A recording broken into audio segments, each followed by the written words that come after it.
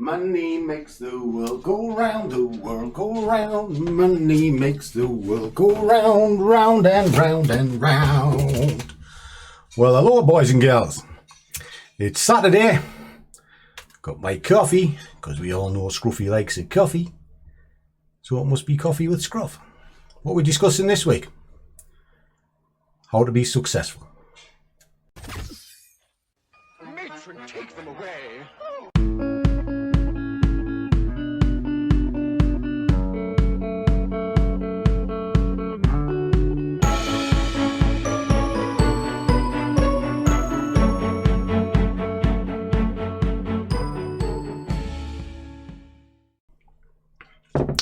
And a warm welcome to one and all. This is your first time here. I'm the big fella Scruff. I'm trying to put trading in the real world and sort of talk to you from the voice of experience.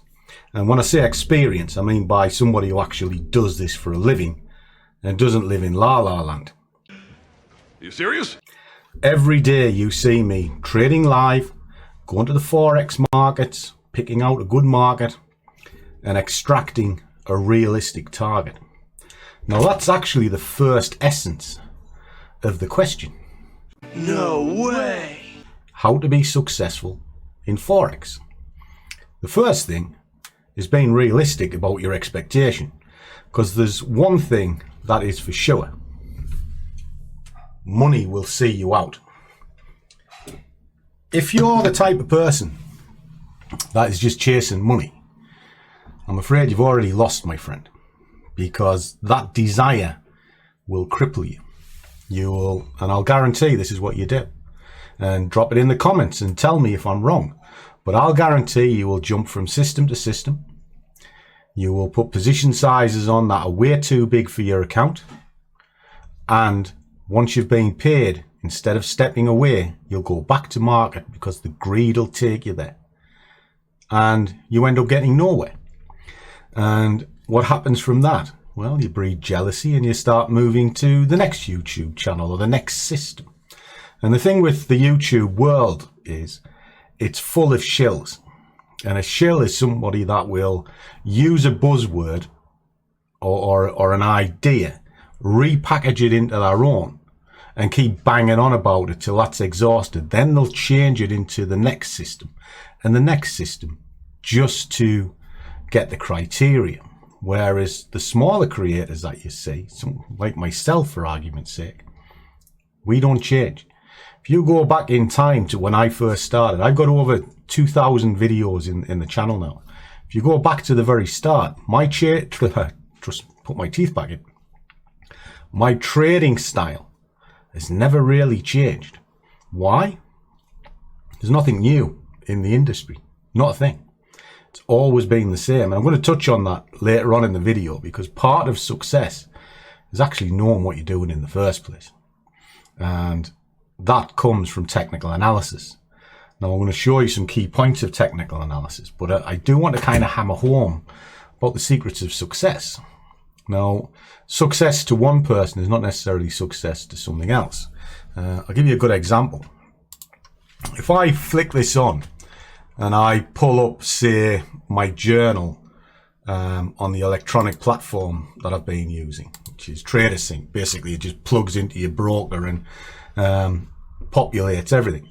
Now, this is my wage account. Now, this month I've done quite well. I'm on 6,900, did 11,000, well, actually shy of 11,700 last month, and 8 grand in January. And in January I was off and I was ill and I still had a stonking month, but it's pretty consistent throughout. Now, to some people, they'll look at that and they'll think, you should be doing more than that with your skill level. No, that's about right. Anything higher than that, I'm probably pushing the boat out too far. Now, if I push this out into where it is, since January, I've done 26,600 on my salary. Right, and I've had people scoff at that, and I'm like thinking, well, what are you in? You know, I've nearly done my year's salary in 3 months because I only want 30 grand. Why? That's realistic. It pays my bills. The rest of it is going to be paying for something that's happening this year because I'm going to be buying a new house. but I'm going to be paying for it cash. The car I drive, I paid for cash. The holiday that I'm going on Monday was paid for cash. Why? I owe nobody nothing. To me, that's the measure of success. Now, I can look at this another way, because for the people that slag it off and say it's not very good, they're going to slag it off even more, because I've got another challenge account here, which is tiny, and it's done 10 quid. But it's 10 quid more than I had. And why? Because it's just a process. And that process over time will generate the income that I need to pass the challenge, and it'll just top up to the other props that I have. Now, I've scaled a lot of what I do back because of time constraints and one thing and another. But what I like about day trading is I can get paid and I can see it pretty instantly. Whereas on the rest of my portfolios, they're all swing trades and they take time to play out. So again, where's the measure of success? Is it in the discipline of doing the job, or is it in the monetary return? Question for you. Drop it in the comments and see what you can think. Personally, I think it's in the process of the job. The money to me is just the byproduct of doing that job correctly. Now, my original account, my wage account that I protect religiously, was built up over a number of years, gradual. It started small, built up good the year after, then the year after it was better, and then when you get into year 4 it was excellent, and now here we are. I'm buying a house brand new, cash rather, new house. My car mightn't be brand new, but it's paid for, and I don't worry. That's success. So how do you get there? Well, I think it starts with you. There's a famous quote that I like to say: know thyself. And that's your starting block.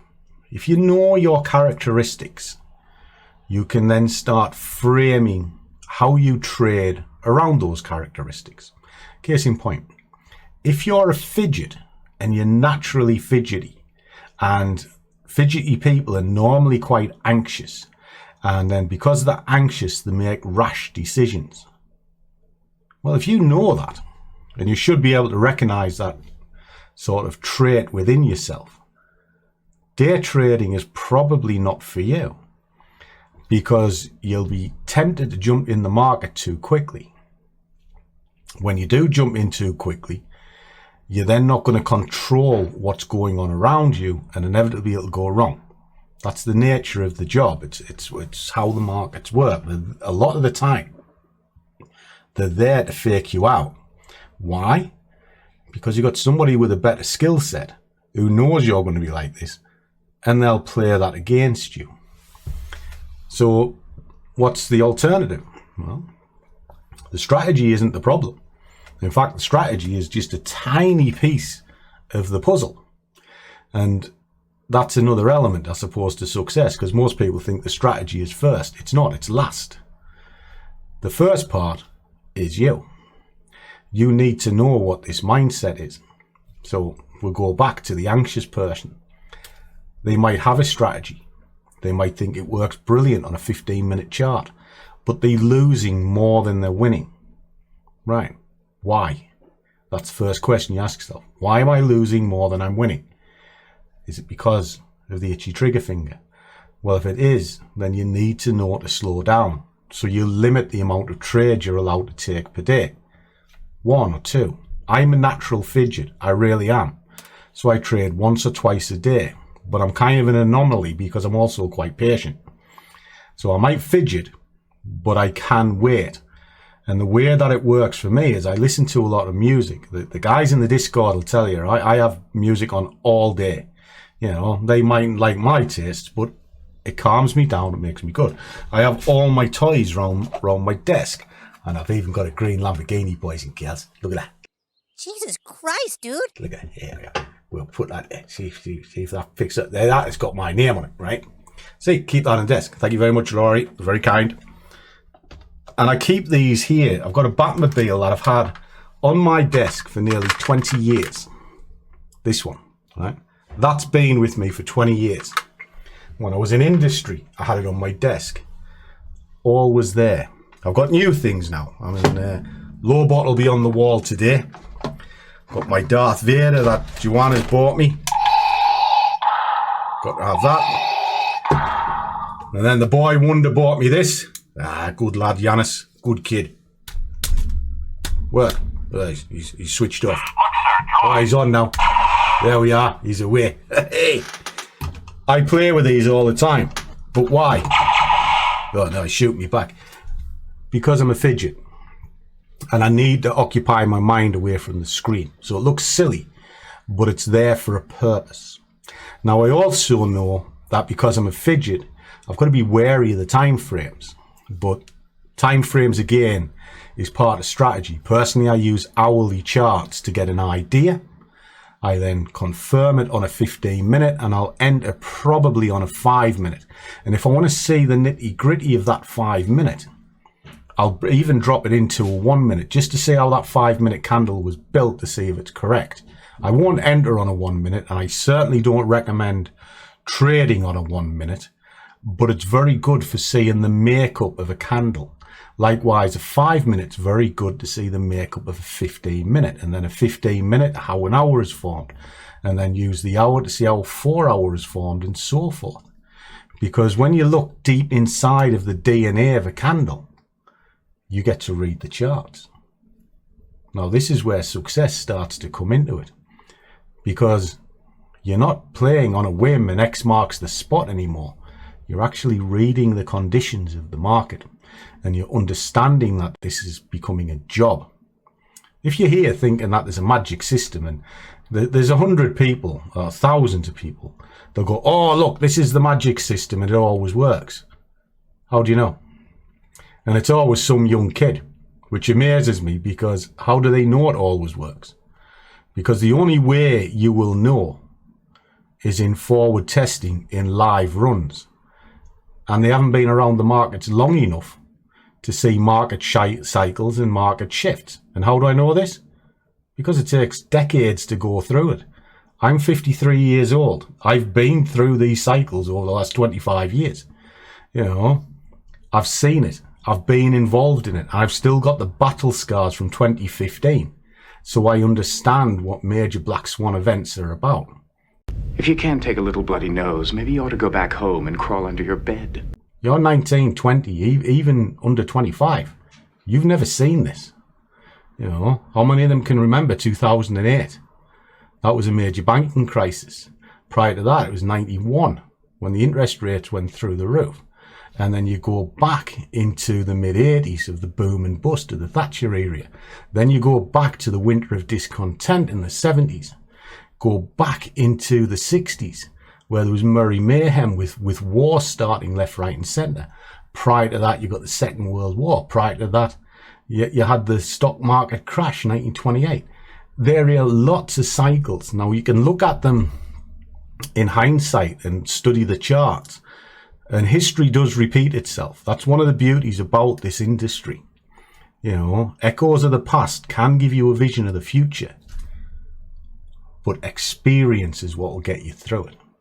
An experience of knowing what these things are, you remember, resonates with you. It's just like anything else. If you're going to be a professional at something, you need 10,000 hours. You know, 10,000 hours of work. And that's a lot. You know, think about a prime athlete. Do you think they woke up one day and thought they're going to throw a javelin? Of course they didn't. They had to train for years. This is the same. Training is years. And what's the difference between an amateur and a professional? Is it the skill set? No, not really. Kind of, in the words of Mike Tyson, it's not the size of the dog, it's the fight in the dog. You're taller than I imagined. I'm bigger in every department. And what he means by that is the actual single focus of what's in your mind. You have to tune in to what you want to do. You have to visualize it and see it. And then once you understand this is where I want to be, then you can make a plan. So I'll scale back to know thyself, because that plan starts with you. So a little bit of a monologue there, but I kind of just wanted to throw my thoughts out. That's what Coffee with Scruff's all about. It's just my thoughts of the market and the world the way I see it. Give us a second, I need a coffee. And if you like these mugs, you find them in the shelf below, just underneath the video description. Anyway, what I'm driving at is this is a job, plain and simple. And if you can't understand that, then it's not a job, it's a gamble. And if you're a gambler, do you really think you're going to beat the odds? Not really. Right. So that's the fidget out the way. What if you're patient? Well, if you're patient, you've got the world at your feet. Why? Because you don't have to trade every day, guys. There will be a setup once or twice a day, but it takes time to play out. Are these setups in low time frames? No, not even close. Are the entries in low time frames? Yes. So let me jump on the chart and I'm going to give you a brief overview of technical analysis. Things to look out for. And I'll show you, like I nickname it the half pint Kylie, right? Because it's a quick, easy way to recognize something, but it's the basis of technical analysis. And technical analysis is just simply looking at a chart on the correct time frame.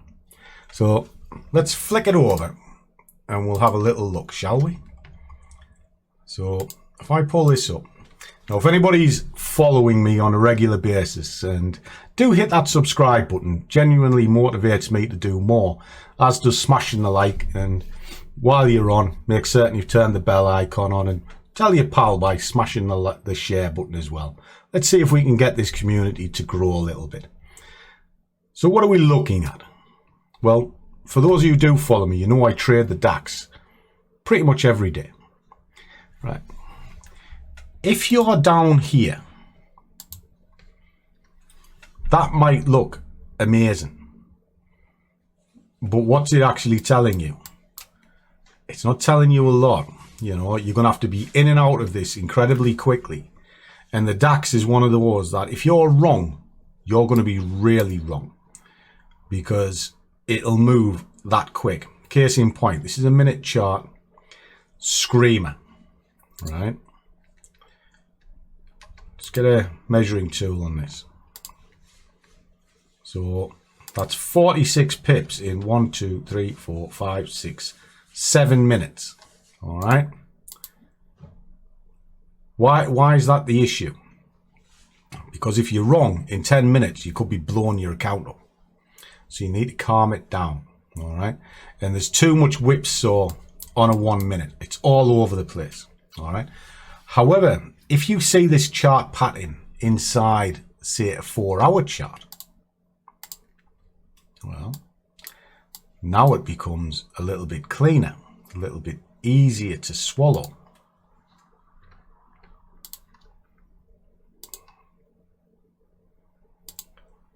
There's 63 pips from the top of a move to the top of the next move. You had hours for it to get there. This is the difference. Because the 1 minute will be highlighting too quick inside a single candle. Because as you can see, these things are bloody chunky. All right. So time frame is important. If you're on a fast market, you get the idea high up. And there's nothing wrong with entering down on the lower frames. Just be aware that you can't read it on the lower frames. Hope that kind of makes sense. But let me show you something. Right. First thing you would need is levels in place. Now, I wouldn't go much below this time frame, 4 hour, for your levels, that is. You know, you put them down onto 1 hour, waste of time. Personally, I like dailies. I like a daily. It'll show me a lot more. Right. What are we looking at here? Well, you can see flattened out. Hasn't got any higher. Hasn't got any lower.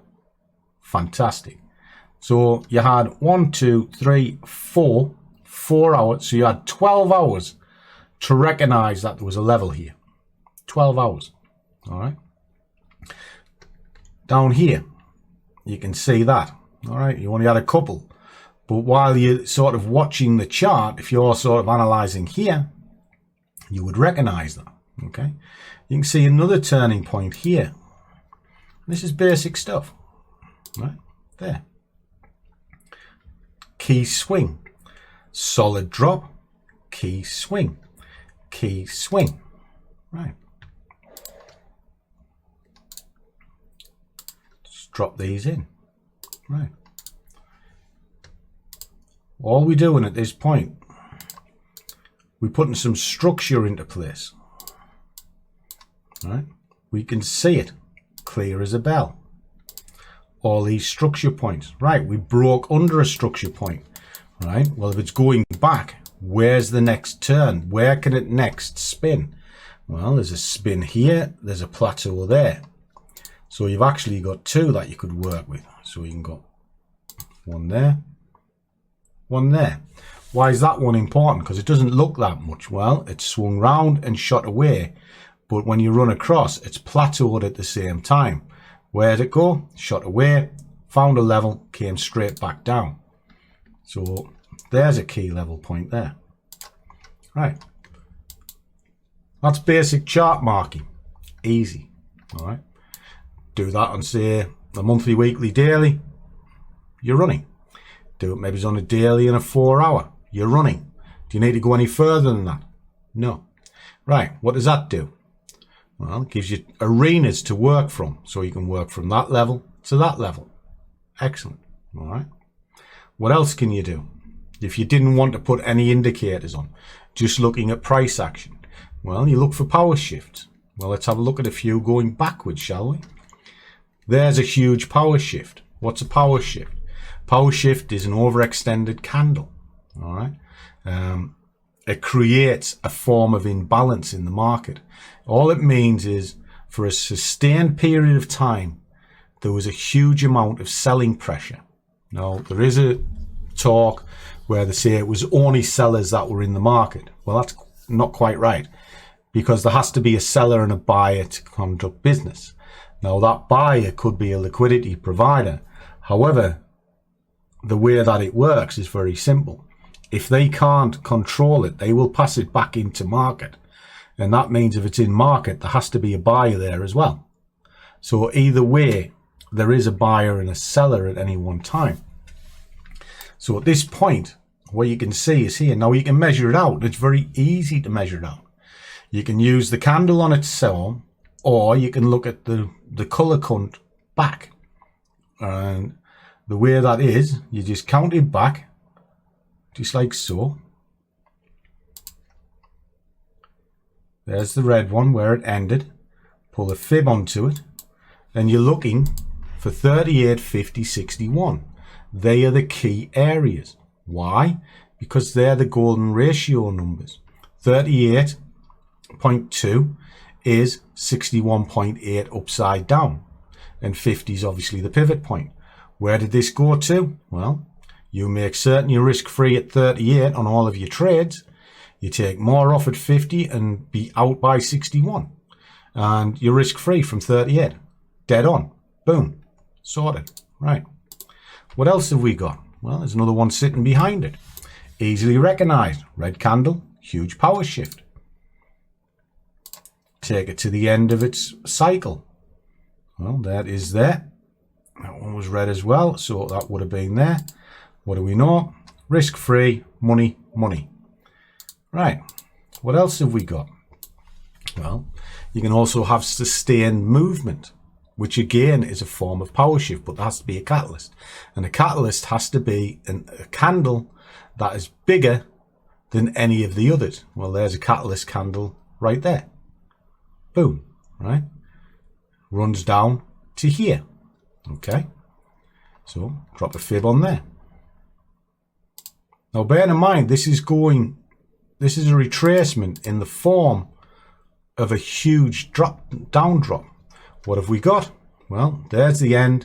You can see the first red, the ending red, you'll be risk-free at 38. Boom, sorted. Why was it risk-free at 38? Well, look what happens to be here. Well, it's a level which was formed beforehand here. So that told you that the 38 is key. Why? Because it's a barrier. Boom. Okay. Right. What else have we got? There's one there. Power shift. 1, 2. Well, without even looking at it, I can tell you that is going to 50%. Right. There it is there. Straight on. Where did it stall? Bang on the 50%. That's why we call it the half pint or the Kylie, because she is a little half pint. Okay. Very, very simple. Another one there. Shift. Boom. Bang. In. There's a one there. Sustain move. Where does it start? There's the shift. Okay. Pull that back. Take it up to the top of there. Now, a lot of these, they've hardly even looked back from the zero. This one, you take a little bit of heat on.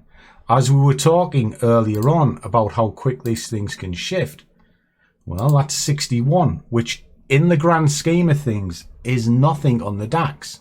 Your stops can be half an ATR, which is up to about 90. So, yes, you took a little bit of heat on, but what happened? Boom, straight to 38, you're risk-free. Look where the 50 is. Bang on the level. So that's just one piece of information. So you've got some levels that can help you stall points. You've got a fib that can help you get in and out. And you can be super cautious. You can use 0 to 23 to find some form of criteria to get in, whether it's a red 15-minute close or a red 5-minute close if you're going down, or green if you're going up, and then look to target appropriately. Simple. All right. And they're not difficult to recognize. Shift, up, end, because that's red. It ends the run. If it ends the run, it's time to shift gears. Likewise, down. There it is. There's the shift telling you to end gears. Time to get in. Same again. Very, very simple process. Got a power shift here of degree. It's not very strong. How do we know it's not very strong? Well, it is bigger, so you could put it on. But again, you can also use candlestick formation to see. So you can go, right, there is my candle. It got down as far as here. Excellent. There's the green one telling you it's time to go. Enter on the 23. It's a bit naughty because it's close to the level. Went straight to the 50. So in this situation, you're using the levels as something to be wary of. You put your order on the level so it comes down, picks it up, and then straight back to 50. If you want a small scamp, straight down, straight up to 38. You know, how big is that move? I mean, I'm just looking at a 4-hour chart here, guys. So you can measure this out and then drop it down to fine tune it. But if you look from sort of there up into there, that's a 15 pip move. And it would have done it really quickly. You know, simple stuff. Simple stuff. But it's just watching and understanding how the charts work. That's what I'm driving at. Now you could say, look at a Bollinger Band. This can help you with technical analysis because it adds layers to it. Why does it add layers to it? It shows extremes in the market. If the market is sitting on the outside, it's stretched. If it's inside, it's relaxed. And it works into a meridian line. Very simple. There's your power shift we've just been discussing. Yeah, that's flaring out, but this is on the outside. We know it's an extreme. Well, if it's this extreme and it's coming into a level, and has that level been respected before? Because we didn't see that prior. I just want to see if it was there. Well, there isn't one there. So on this equation, that wouldn't exist at this point because it hadn't formed to here. So what you would see is this. This doesn't cloud your judgment if I do it this way. Power shift, up, up, up. Closed inside the Bollinger Band, which is a signal to tell you that it's going to move the opposite direction. If it's going to move the opposite direction, where's its first target?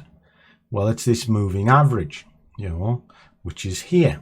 So we know it'll come back to this. What's in its path?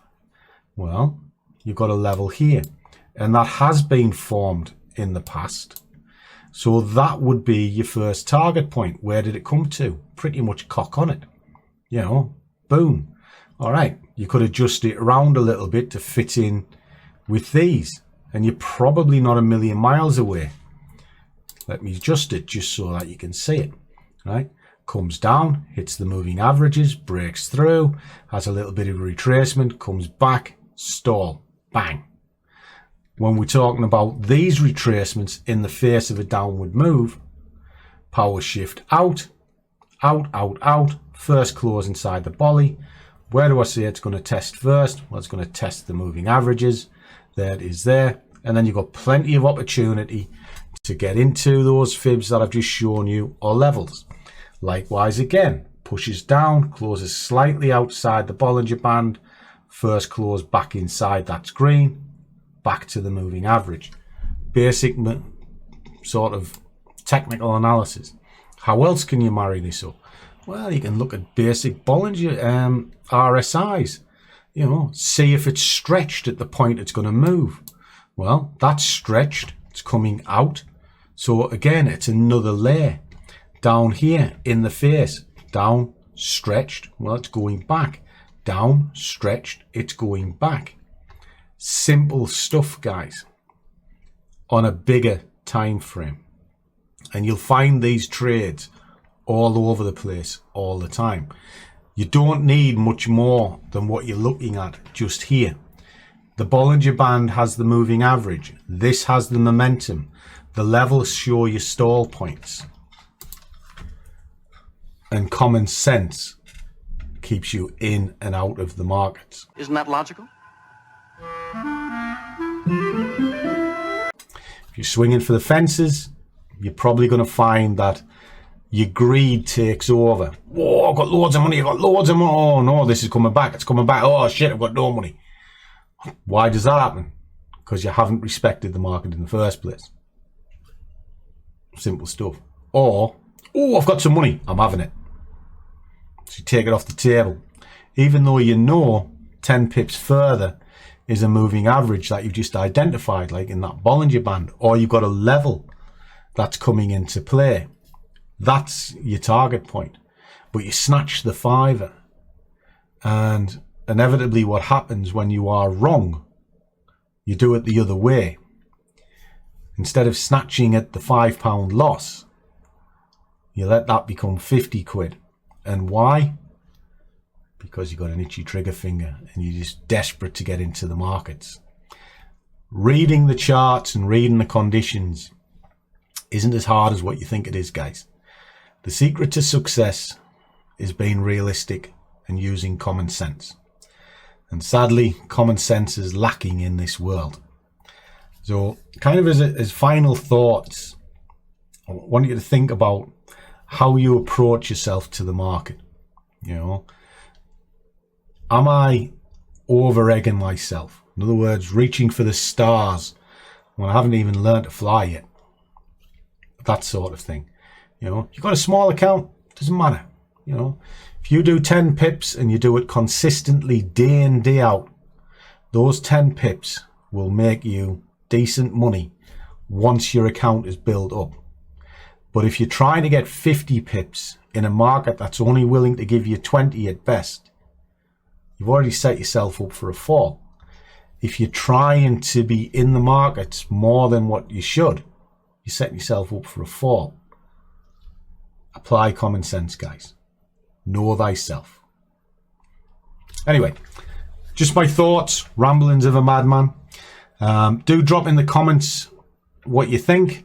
Also drop in the comments your questions. I do genuinely try to answer them all, and I pick a few out for Ask Scruff, the live stream we do on a Sunday night. Doing another one tomorrow. So if you've got a question, just ask me. I'm pretty open. If it's about a particular part of my strategy that is for the Scruffy Squad, obviously I'll have to be careful because I need to protect those guys. But other than that, it's pretty much open book. A lot of the time, if you tell me what you're doing, I'll be able to tell you exactly how that strategy works and how to make it better, because I've been around the block a long time. And I'll pull the screen up and I'll show you. Can't be any fairer than that. And if you want to see trading in the moment, do follow the channel, because that's all I do. I don't use retrospective charts. When I'm trading, what you see is what I see, you know, and I can't be any fairer than that. So as always, guys, trade well, keep your risk managed, but above all, do what you love, and the money will follow. See you all in the next one.